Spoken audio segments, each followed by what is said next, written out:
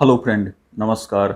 अगर आप भी टिकट बुकिंग कर रहे हैं, ठीक है, और आपका टिकट बुक नहीं हुआ, पैसा लेकिन बैंक से डिडक्ट हो गया, जिस भी मोड से आप पेमेंट किए उससे कोई मतलब नहीं है, लेकिन आपका टिकट बुकिंग नहीं हुआ और पैसा डिडक्ट हो गया, तो उस केस में हम लोगों को क्या करना चाहिए।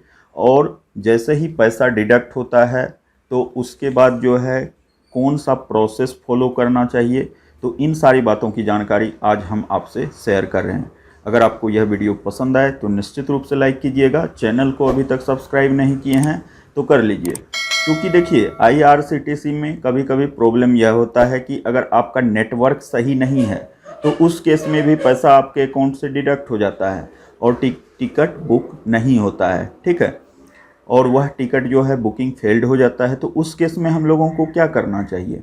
तो उस केस में देखिए, अगर आपका टिकट फेल्ड हो गया, बुकिंग नहीं हुआ, बुकिंग फेल्ड लिखा गया, तो उस केस में हम लोगों को क्या करना चाहिए। अगर ज़रूरत है तो नया टिकट निश्चित रूप से बुक कर लेना चाहिए, क्योंकि अगर नया टिकट आप बुकिंग नहीं करेंगे, ओल्ड वाले के भरोसे रहेंगे, तो उससे कोई फ़ायदा नहीं है। आपको नया टिकट बुक करना ही होगा, ठीक है। तो आप लोग न्यू टिकट बुक कर लीजिए। और देखिए, अगर आपका रिफ़ंड जो है बनता है, अगर आपके अकाउंट से डिडक्ट होता है, तो इस टाइप का मैसेज आपके पास आएगा। देखिए, अभी हम एक मैसेज आपसे शेयर कर रहे हैं स्क्रीन पर, इस टाइप का मैसेज आएगा। जैसे कि हम 28 तारीख को बुकिंग किए थे, ठीक है, तो 28 तारीख को उस समय टिकट बुकिंग करते समय टिकट फेल्ड हो गया और बुक नहीं हुआ।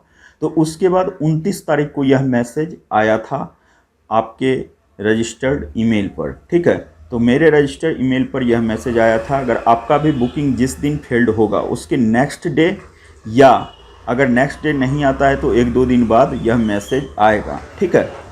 इसके बाद आपको जो है फाइनली एक मैसेज और आएगा, जिसमें कि रिफ़ंड आपका जो बनता है वह रिफ़ंड जो है क्रेडिट हुआ आपके अकाउंट में, उसका मैसेज आता है, ठीक है। तो यह मैसेज इस तरह का आता है। दूसरा मैसेज अभी हम आपसे शेयर कर रहे हैं। फाइनली इस मैसेज के आने के 1-2 दिन बाद, 7 दिन के बाद, अंडर 7 डेज आपका जो है पैसा क्रेडिट हो जाएगा, आप जिस मोड से पेमेंट किए थे।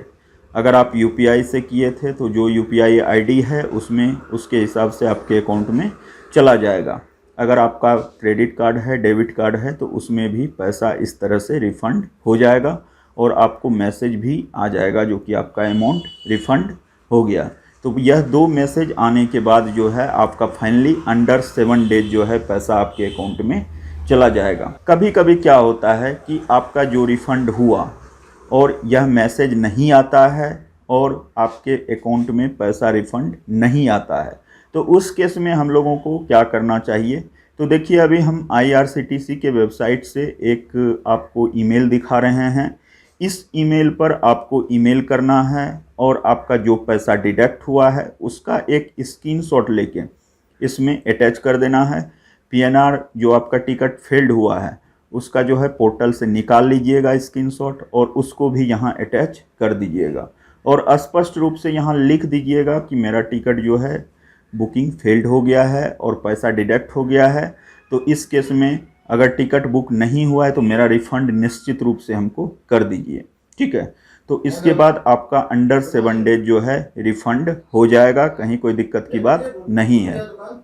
तो बस आपसे यही एक जानकारी शेयर करनी थी कि अगर टिकट बुकिंग नहीं होता है तो उस केस में हम लोगों को क्या क्या करना चाहिए, ठीक है। तो अगर आपको रिफ़ंड नहीं मिलता है तो निश्चित रूप से इस मेल ID पर मेल कर दीजिए, तो आपका रिफ़ंड जो है जल्द से जल्द प्रोसेस्ड कर दिया जाएगा। मैक्सिमम केसों में जो है रिफ़ंड तो आपको मिल ही जाता है, उसके लिए कोई दिक्कत नहीं है। 7 डे से 10 डे के अंदर में ही आपका रिफ़ंड, जो भी आपका मतलब पैसा डिडक्ट हुआ है वह पैसा आपके अकाउंट में आ जाता है। हमने देखा है ऐसा कि मैक्सिमम केसों में जो है रिफ़ंड आ गया है, कहीं कोई दिक्कत की बात नहीं है, ठीक है।